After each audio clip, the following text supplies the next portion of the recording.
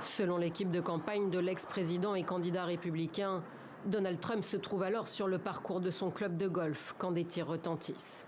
1:30 this afternoon. À 13h30, un appel a été enregistré. Des coups de feu ont été tirés. Ce sont les services secrets qui ont appelé. Nous sommes en contact permanent avec eux. Nous avons été prévenus et nous avons envoyé des unités qui ont immédiatement bouclé la zone. Rapidement, la police retrouve un témoin qui dit avoir vu le suspect sortir des buissons et s'enfuir à bord d'une Nissan noire dont il a eu le temps de photographier la plaque d'immatriculation.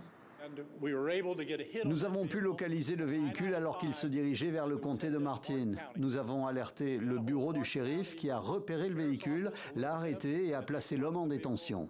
Selon CNN, Fox News ou encore le New York Times, l'homme en question, c'est lui, Ryan Wesley Rousse, 58 ans et hawaïen, que l'on voit ici à Kiev en avril 2022, manifester contre l'invasion russe.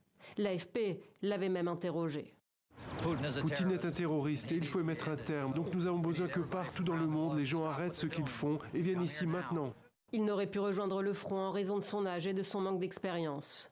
Dans un livre publié l'année dernière, le père de famille, constructeur de mini-maisons transféré ici et inculpé de détention illégale d'armes, dénonçait la situation de Taïwan face à la Chine et celle de l'Afghanistan des talibans. En 2020, il avait soutenu la réélection de Donald Trump, mais il aurait changé de bord et participé aux primaires démocrates cette semaine.